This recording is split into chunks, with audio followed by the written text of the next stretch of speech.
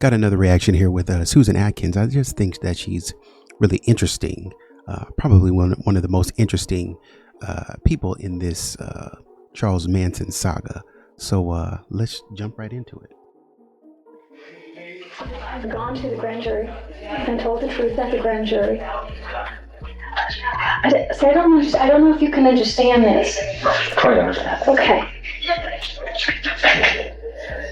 When I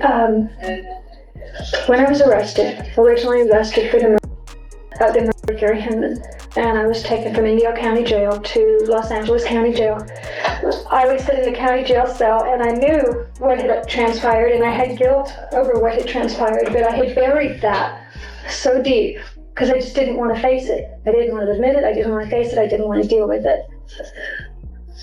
And I used to hear Charlie in my head over and over and over again tell me things like, when you're in jail and people pick on you, you be big, you be bad, and you be mean.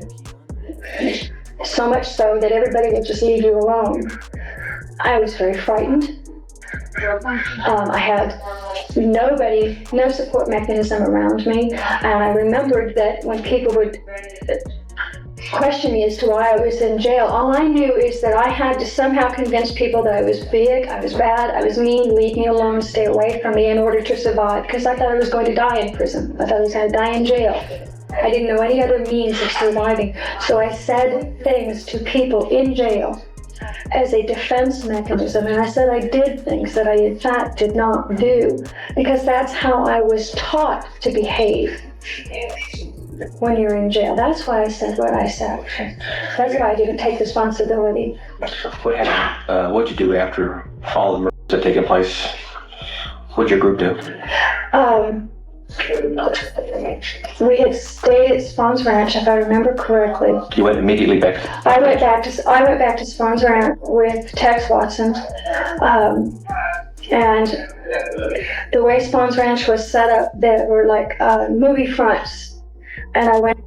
If I look mad, guys, just forgive my face. I'm trying to concentrate. I'm trying to understand what she's saying. I'm trying to be as impartial as I can be. Into one of the rooms, and Tex went in, and he was talking to Charlie about what had happened. And I went into the room directly next to them, and I remember there was a mattress there, and I remember Tex telling Charlie what occurred, and I got sick to my stomach, and I passed out.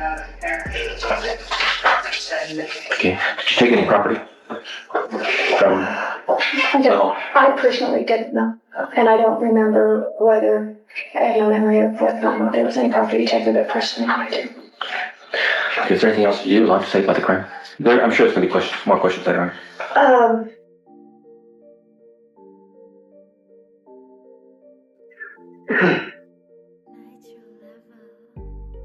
Yeah, I would.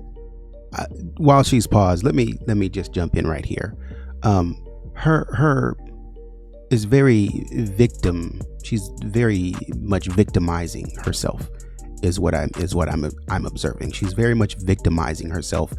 I didn't know anything. Nobody told me anything. I'm just an innocent, because the energy she gives off is very much I'm innocent. I'm just doing what people tell me to do.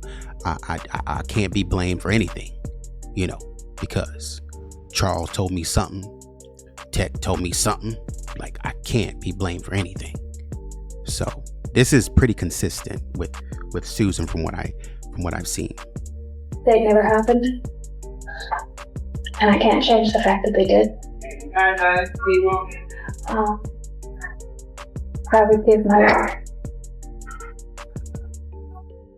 And when they start asking her questions directly about what happened, because she can talk in la la land about this, that, and the third, but when they ask her about specifically about unaliving people, then she looks and she's like, I can't change that. Yeah, I know, but I'm asking you if you are remorseful. I'm asking you if you remember doing that.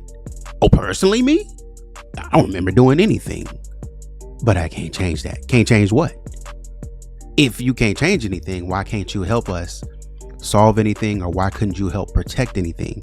Because the fact of the matter is, if you went in there with the people who you say did it when you actually didn't do it, if you are really as good as you portray yourself to be, why didn't you stop it?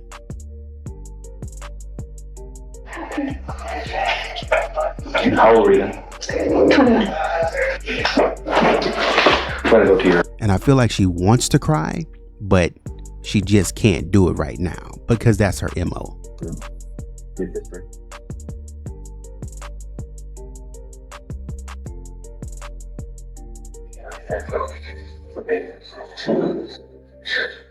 As far as the arrest record, you have it goes back to 9/12/66. You were arrested, Salem, Oregon, for possession of concealed weapon, receiving stolen property. Yes. What was the disposition on that? I was put on probation. I was found guilty and put on probation for a period of 3 years. What kind of weapon? It was a small. There it is. I think I was 18. And then on 9/29/66, you were arrested in a U.S. Marshal in Portland, Oregon for dire act. Yes. And did you steal a car? No, sir, I did not. I was with two gentlemen who had. I looked like that because it looked like she was trying to find the camera. She was trying to locate the camera so she could be a star. Did you get that? Did you get me crying? And how did you have to be with her? One of the gentlemen, Albert's son, I left a job that I had in San Francisco and got in his car and went with him. I thought I was in love with him. And on the way between Sacramento and the Oregon border, I was told that I was riding in a stolen car and that they were both on the lam. I had no idea what on the lam meant, and when I asked what on the lam meant, I was told that they were both ex-convicts. They were on parole and they were running. And I, at that point, asked if I could please be let out of the car. Clifton Talaferro, who was also in the car at the time, they stopped the car. He was driving. He stopped the car. And he pulled over to the side of the road, and he stopped the car, and he said, "You can indeed get out of the car, but if you get out of the car, you might not live before we drive away. So you have two choices. You can risk being back because you know too much about us, and you can go to the police, or you can stay in the car and go with us." I chose to stay in the car and go with us. Poor baby. Later on, you were arrested and charged with the vehicle. All right. Unfortunately, 168. Bruh, poor baby. So many bad things. And this is what I'm saying. This is somebody who is quite aware of their trauma, who's quite aware of the motivating force behind what they do. And so if you notice, she always finds herself around trouble. She always finds herself around the wrong people. She always finds herself in the wrong situations, but never knowing how she got there. You were arrested in Ventura for reproduction of a driver's license? Yes, sir. You pled guilty of $10 fine. On 6/22/68, South Ukiah, you're arrested for possession of dangerous drug and fire. Yes. And what did you get out of that? I believe it. I did 2 months in county jail. And I was again put on probation. How old were you in 68? When? 68? I was 20. On 6/4/59, you're arrested for Los Angeles for violation of probation. You're released to the Mendocino Sheriff. 6/7/69, South Ukiah, violation of probation. On 8/16/69, Los Angeles Sheriff's Department for grand theft auto. No disposition, both disposition on that one. For what? Auto theft. Which one? Grand theft auto. I don't know whether they got the charges. I'm not sure. I don't remember the thing. That was when they had issued the search warrant. Response were in. Oh, and okay. Search warrant Right, was and found. I was taken to county jail, Los Angeles County Jail, held, I believe, 72 hours, and then released. So you're born in San Diego, California. Yes, And I'm the second child and only girl of Edward John Atkins and the former Jeanette Jack. Family moved to Santa Clara County, and it was there where you grew up. It's alleged that both parents drank heavily. Because of this, your father changed his occupation frequently. yes, sir. While the mother lived, both parents worked and were able to provide an adequate, solidly middle-class standard. We talked about Eileen Wuornos and how manipulative, but with Susan, I would say cunning. She's extremely cunning, crafty with her statements, crafty with her disposition, crafty with her words. She's dangerous. because she knows the motivation. You can see it in her eyes. There's purpose behind her eyes, as in, I look innocent, but you better not mess with me. You don't know what I can do to you. You don't know what I will do with you, and it's and people sometimes don't even have any idea. I'd be interested to understand a little bit more about her childhood, more after. I think she said she was abused. I'd be interested to understand more about her childhood after the fact. And also, too, I'm trying to figure out the way she holds her jaw, her bottom jaw right here. She does this and she's getting ready to respond. But when she does it, she's looking like this. I'm trying to figure out what my thoughts are on They're living. Despite this, there was much internal strife in the family, both between the parents themselves and with their children. After the mother died of cancer, and you were 13 years of age, the family... I was 14. The family broke up. The father staying away from the home for extended periods of time. Yes. And the children shuttled from relative to relative in various foster homes. By then... Excuse me, I was never placed in foster home. Yeah? Yes. Any member of your family? I lived with my aunt for a while. Okay. Anybody else in the family? In foster homes, no, sir. No. I see you left high school when you were 18. Yes, sir. Did you finish high school? Yes, sir. What grade were you in? I was in 11th grade. Right. Did you ever finish up? Yes, sir. You went to San Francisco where you started working in magazine agency, but quit because of undesirable conditions. You held various jobs, house cleaning, babysitting, working as a waitress, and just traveling around. Most of this period was spent in San Francisco, where you frequented the Haight-Ashbury and Tenderloin and Broadway districts. It was during this period that you apparently met Manson and decided to join in and travel with the family. You had little contact with your family since coming to Los Angeles County, and you lived in the communal agreement on Swan Ranch in Chatsworth, except when living on the desert. You never been married? Before that? Yes. No, during that time I had not ever been Are you married. married now? Yes, sir. You had one child? Yes, sir. Zizo? Fletch? Yes. He was born on October 7th, 1968. And where is he? I don't know. The state of California took custody away from me, and he was adopted. He was adopted. Yes, sir. We're going to turn to that lady and she'll be discussing your progress since your last. Yes, we're briefly going to just go through what's happened since your last parole hearing in December of 1989. I wanted to check with you because basically you've been disciplinary free since 82. However, there were a couple of 128s that I would like to have you explain. The most recent one was in 1990, and that's failure to report to your education assignment. Yes, I had the flu. But aren't you supposed to get If you don't, the rules and the regulations in this institution, according to the medical department, is if you do not have a temperature or fever of 100 or above, you do not get a medical restriction rate. The medical department ran its department during 1990, and I was literally too sick to get up to go to school. even though and they based that just because you didn't have a temperature? Because I did not have a temperature of 100. Okay. And then we had another one in 1989 that was just before your last parole hearing, but I noticed the date that it was put in the file would not have been at that parole hearing. And that was, again, failure to report to education assignment and data processing. Again, the same thing, sick and incapable of attending school. Okay. So those are the only violations that you have in your file since your last hearing date. Excuse me, I have in my file 2 other 128s that she had to documentation of the business.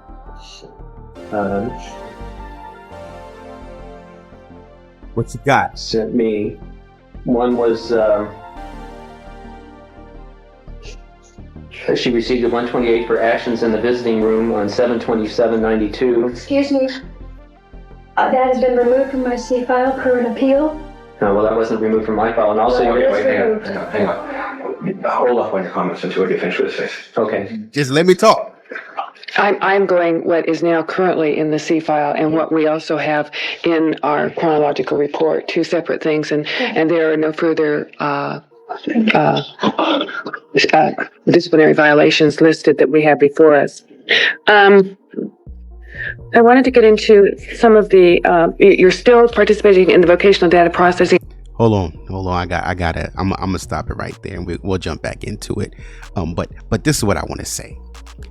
If you listen to her explaining the process of why she was sick and why she couldn't go to school or attend class or be where she was supposed to be, you'd notice that she's very understanding of the rules and the regulations, and maybe not necessarily what will be tolerated, but maybe where she has some leeway to get away. That's why I say she's calculated.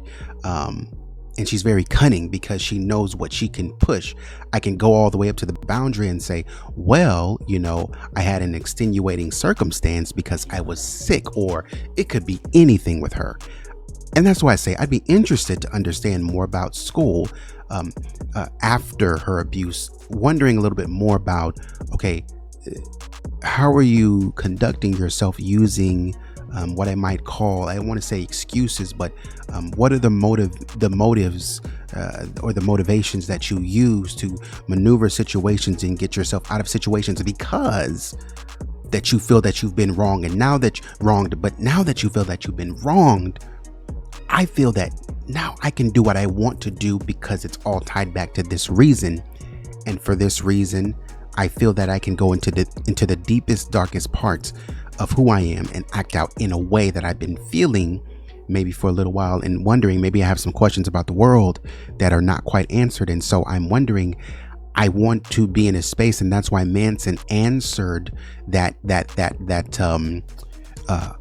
call, or should I say lust within her, that I want to be fully and primally me, to be able to do things that maybe society doesn't appreciate or accept. And I think that's where Susan is. She can clean it up and make it look good, and that's what she's focused on: cleaning it up, making it look good, and making herself seem like the innocent one. However, if you dig a little bit deeper into Susan can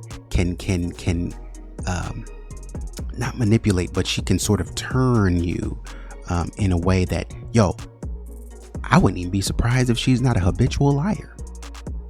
I wouldn't be surprised at that, to where she says one thing about one person and then runs over here and says another thing about another person. And when they get together, they get in a fight, and it's like, well, what did Susan tell you? She told me this. Well, what did Susan tell you? She told me this.